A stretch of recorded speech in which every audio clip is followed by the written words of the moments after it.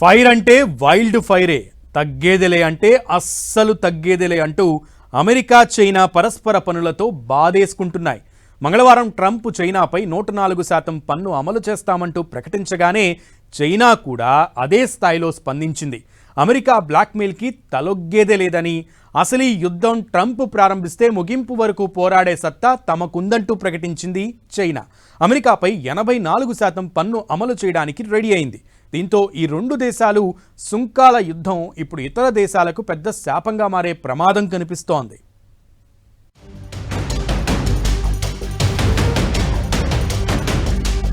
మీ బెదిరింపులకు భయపడేది లేదు.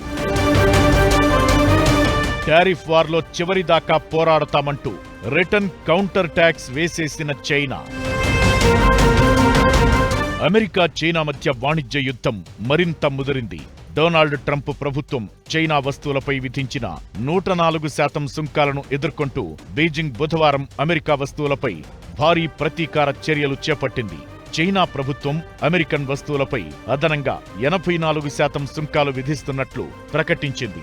ఇది గతంలో విధించిన 34% సుంకంతో పోలిస్తే రెండింతలు ఎక్కువ. ఈ నిర్ణయం ఏప్రిల్ 10వ తేదీ నుండి అంటే గురువారం నుంచి అమల్లోకి వస్తుందని చైనా ఆర్థిక మంత్రిత్వ శాఖ స్పష్టంగా చెప్పేసింది.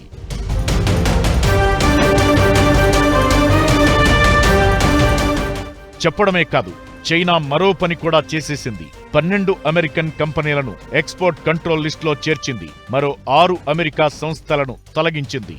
చట్ట ప్రకారం ఎగుమతి నియంత్రణలను అమలు చేయడం వెనుక ముఖ్య ఉద్దేశం జాతీయ భద్రత, ప్రయోజనాలను పరిరక్షించడం, అంతర్జాతీయ బాధ్యతలను నెరవేర్చడమే అని తెలిపింది. చైనా తాజా చర్యతో అమెరికా మార్కెట్లు బుధవారం ప్రారంభంలోనే భారీగా నష్టపోయాయి.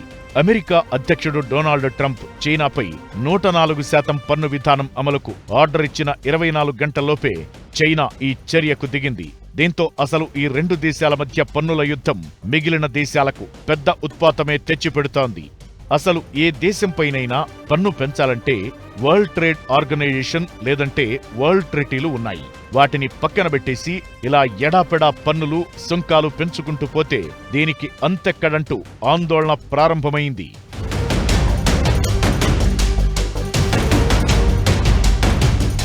గతంలో ట్రంప్ ప్రభుత్వం భారీ సుంకాలు విధిస్తామని ప్రకటించిన కొద్ది రోజులకే చైనా ఏప్రిల్ 10వ తేదీ నుండి అమెరికా వస్తువులపై 34% సుంకం విధిస్తున్నట్టు తెలిపింది. అంతేకాకుండా కంప్యూటర్ చిప్స్, ఎలక్ట్రిక్ వాహన బ్యాటరీలు వంటి ఆధునిక సాంకేతిక ఉత్పత్తులలో ఉపయోగించే రేర్ ఎర్త్ మూలకాల ఎగుమతులను కూడా నియంత్రిస్తామని డ్రాగన్ కంట్రీ ప్రకటించింది. దీంతో ట్రంప్ తమ మాట వినకపోతే మరోసారి పన్నుల శాతం పెంచుతామన్నారు.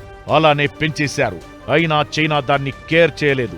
అమెరికా బ్లాక్మెయిల్ కి లొంగేది లేదని, అదే సమయంలో తాము ఇలాంటి నిర్ణయాలను తీసుకోవాల్సి వచ్చిందే తప్ప ఇష్టమై కాదంటూ ప్రకటించింది.